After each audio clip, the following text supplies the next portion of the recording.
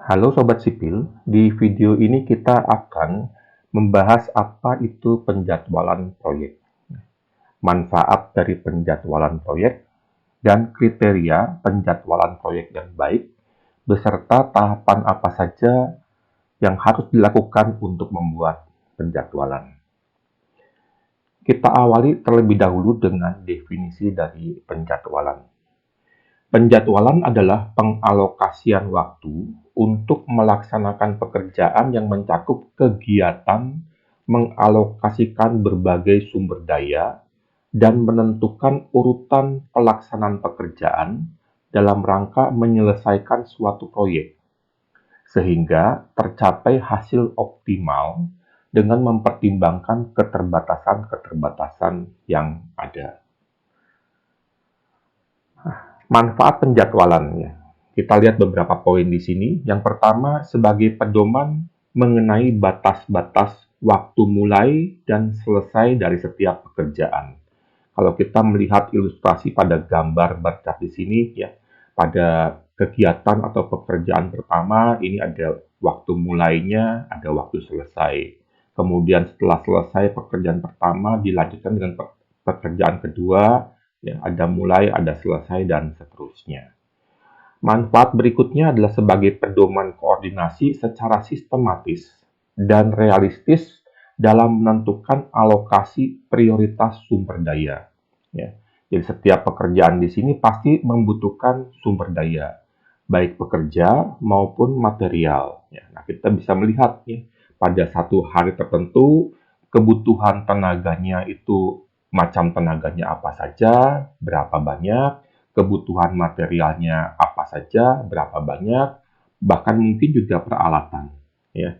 Nah, di sini kita bisa melihat bagaimana alokasi sumber daya itu pada setiap satuan waktu. Kemudian sebagai pedoman dalam pengendalian proyek dan menilai kemajuan proyek. Jadi pada saat schedule ini atau proyek ini dilaksanakan, schedule bisa dimanfaatkan untuk melakukan pengendalian proyek. Ya. Kita bisa mengetahui apakah kegiatan-kegiatan proyek kita itu berjalan sesuai dengan rencana atau tidak. Nah, seperti itu. Kemudian kita lanjutkan dengan kriteria penjadwalan. Yang pertama, penjadwalan itu harus logis, rasional. Jadi penjadwalan yang dibuat harus memiliki logika hubungan antar pekerjaan yang logis dan rasional, mengacu pada metode pelaksanaan yang dianggap benar dan disepakati oleh pihak yang terkait, owner, kontraktor, pengawas, dan sebagainya. Nah, schedule juga harus mengacu pada kondisi sumber daya yang dimiliki, ya. Tenaga, material, alat, ya, dan tingkat kesulitan dari pelaksanaan. Kemudian kriteria berikutnya adalah dapat dikerjakan atau visible. Ya. Jadi penjadwalan yang dibuat tidak boleh terlalu mepet, ya, atau bahkan tidak mungkin tercapai berdasarkan pengalaman pelaksanaan pekerjaan sejenis. Nah, penjadwalan yang baik akan memberikan time contingency yang cukup untuk melakukan penyelesaian masalah jika terjadi keadaan di luar rencana. Ada keterlambatan, entah keterlambatan pelaksanaannya, entah keterlambatan karena kekurangan sumber daya dan sebagainya. Ya. Nah, penjadwalan yang baik akan memberikan time contingency yang cukup. Ya. Kemudian kriteria berikutnya, ya, penjadwalan itu harus komunikatif. Ya. Penjadwalan yang dibuat harus mudah dicerna oleh pihak yang akan menggunakannya. Pembuat schedule harus membuat output pekerjaannya dapat dengan mudah digunakan oleh orang lain, mudah dibaca dan mudah dipahami. Selanjutnya, penjadwalan harus mudah dikelola. Jadi penjadwalan yang dibuat harus mudah untuk diupdate, disimulasikan, dipisah atau digabungkan jika diperlukan. Direvisi jika ada perubahan-perubahan lapangan seperti perubahan lingkup, ya, metode pelaksanaan, dan lainnya. Penjadwalan juga harus bisa membuat kompleksitas pekerjaan menjadi terlihat jauh lebih mudah untuk dilaksanakan. Mampu memetakan serta mengelompokkan berbagai pekerjaan yang kompleks menjadi terlihat lebih sederhana. Di sini, kadang kita harus melakukan penyesuaian WBS, Work Breakdown Structure, yang kita buat saat menghitung RAB, dengan mengelompokkan item-item pekerjaan sehingga menjadi terlihat lebih sederhana. Kriteria selanjutnya adalah multifungsi. Jadi penjadwalan yang baik tidak hanya dimanfaatkan sebagai alat kendali waktu pelaksanaan, tetapi juga menjadi alat yang powerful untuk menentukan strategi percepatan proyek yang efektif dan fungsi-fungsi lainnya. Nah, kemudian kita lanjutkan dengan tahapan penjadwalan. Nah, yang pertama sebaiknya kita gunakan software ya, supaya mudah untuk diupdate, mudah untuk disimulasi dan sebagainya. Ada berbagai software yang bisa kita gunakan untuk membuat penjadwalan. Ya. Yang mudah dicari misalnya Microsoft Project, Primavera, atau banyak lagi yang lainnya. Yang kedua, item pekerjaan dalam penjadwalan adalah item WBS, Work Breakdown Structure, pada level tertentu yang dianggap layak dan efektif untuk dikelola. Terlalu detail atau terlalu umum kurang baik dilihat dari sisi manfaat penjadwalan. Yang berikutnya, perhitungkan semua hari libur nasional maupun lokal setempat. Ya. Misalkan di Hari Raya Idul Fitri, ya, ada cuti bersama 1 minggu, atau hari libur lokal, misalkan di daerah tertentu, di Bali misalnya, ya, pada saat perayaan Nyepi, ya, nah, sebelum dan sudah Hari Raya Nyepi, berapa hari sebelumnya dan berapa hari sudahnya biasanya proyek juga akan diliburkan.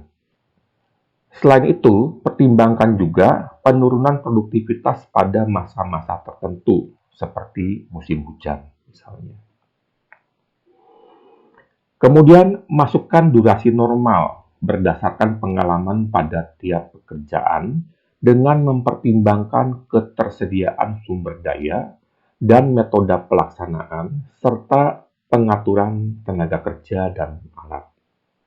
Tahapan berikutnya, tampilkan jalur kritis atau lintasan kritis atau critical path ya, saat membuat jadwal. Karena jalur kritis adalah informasi penting pada tiap penjadwalan. Pada jalur kritis itu ada kegiatan kritis yang mana kegiatan kritis itu tidak boleh terlambat. Kalau terlambat akan mempengaruhi durasi proyek secara keseluruhan.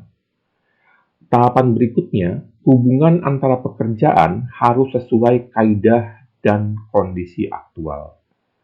Ketergantungan satu pekerjaan dengan beberapa kegiatan lainnya harus selengkap mungkin untuk menjamin perubahan jalur kritis yang logis dan rasional jika dilakukan proses simulasi. Kemudian, ujilah tingkat logis rasional dengan simulasi critical path method yang diubah durasinya beberapa kali. Biasanya akan ada hubungan antar pekerjaan yang kurang lengkap atau kurang logis setelah dilakukan simulasi, sehingga harus diperbaiki. Ini biasanya terjadi pada pekerjaan-pekerjaan dengan hubungan ketergantungan overlapping atau tumpang tindih. Tahapan berikutnya kita cek kondisi sumber daya. Penumpukan sumber daya pada waktu tertentu itu harus diminimalisir. Kita bisa melakukan resource leveling di sini. Tahapan berikutnya presentasikan dan diskusikan draft schedule untuk mendapatkan saran dari rekan kerja, terutama rekan kerja yang akan melaksanakan pekerjaan itu. Kemudian direvisi berdasarkan hasil diskusi tersebut. Nah, selanjutnya kita lanjutkan dengan hubungan antar pekerjaan. Nah, ini beberapa hal yang harus diperhatikan pada setiap pekerjaan. Ya. Yang pertama adalah pekerjaan atau pekerjaan-pekerjaan yang mendahului. Misalnya kalau kita hendak memasang sebuah keran air, ya, pekerjaan apa yang harus dilakukan sebelum kita bisa memasang keran air? Misalnya keramik dindingnya sudah terpasang, kemudian pipa airnya sudah terpasang, seperti itu. Kemudian pekerjaan atau pekerjaan-pekerjaan yang langsung mengikuti. Ya. Yang ketiga, pekerjaan atau pekerjaan-pekerjaan yang dapat dikerjakan bersamaan. Yang keempat, masalah yang membatasi atau menentukan saat mulainya pekerjaan. Misalnya ada material khusus atau alat khusus yang baru bisa didatangkan pada hari tertentu. Kemudian masalah yang membatasi atau menentukan saat selesainya pekerjaan. Ini juga sama. Ya. Nah, ini yang harus diperhatikan pada setiap pekerjaan. Selanjutnya, hubungan antar pekerjaan juga ada beberapa alasan yang menyebabkan sifat ketergantungannya. Yang pertama adalah hubungan atas dasar logika. Misalnya, pekerjaan B dan C itu bisa dilakukan setelah pekerjaan A selesai.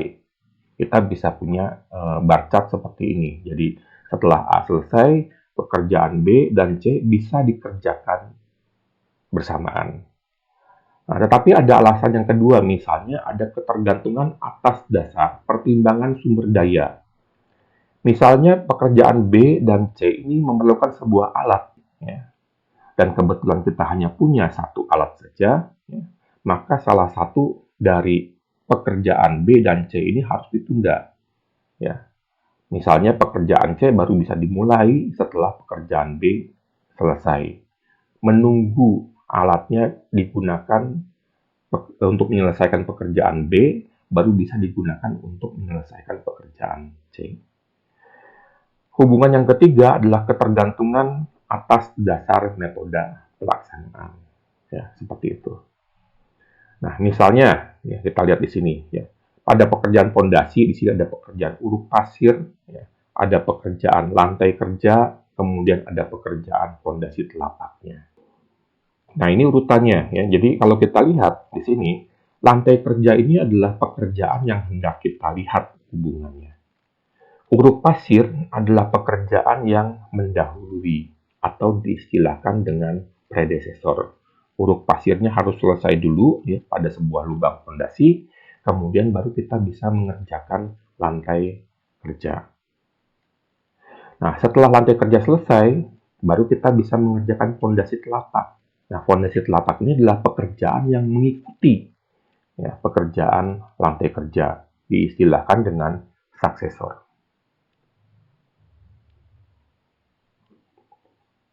Nah, selanjutnya kita lihat ya, beberapa hubungan antar pekerjaan. Misalnya yang pertama ya, pekerjaan B di sini baru bisa dimulai atau baru bisa dikerjakan setelah pekerjaan A selesai. Yang lainnya misalnya, pekerjaan B dan C baru dapat dikerjakan atau baru bisa dikerjakan ya kalau pekerjaan A sudah selesai. Jadi A ini harus selesai dulu baru B dan C bisa dikerjakan. Kemudian pekerjaan A dan B ini harus sudah selesai dulu baru pekerjaan C bisa dikerjakan.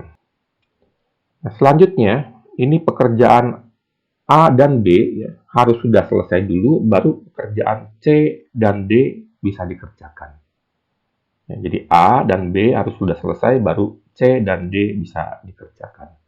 Dan yang terakhir misalnya ya, kita punya pekerjaan C yang baru bisa dikerjakan kalau pekerjaan A sudah selesai, dan kita punya pekerjaan D yang baru bisa dikerjakan kalau pekerjaan A dan B sudah selesai. Nah, kira-kira kita akan mendapatkan hubungan-hubungan antar pekerjaan seperti ini nantinya. Dan mungkin juga kita akan mendapatkan lebih banyak variasi hubungan. Nah, kemudian mungkin ada yang bertanya-tanya, apakah pekerjaan B bisa langsung dikerjakan setelah pekerjaan A selesai? Bagaimana kalau pekerjaan B ini baru bisa dimulai setelah sekian hari pekerjaan A selesai? Di gambar ini misalnya, bagaimana kalau pekerjaan B bisa dimulai setelah pekerjaan A ini selesai sebagian? Baru kemudian setelah pekerjaan A selesai, pekerjaan C bisa dimulai. Jadi pekerjaan B ini tidak harus menunggu pekerjaan A ini selesai dulu, ya. Separuh selesai pekerjaan A, pekerjaan B bisa dimulai.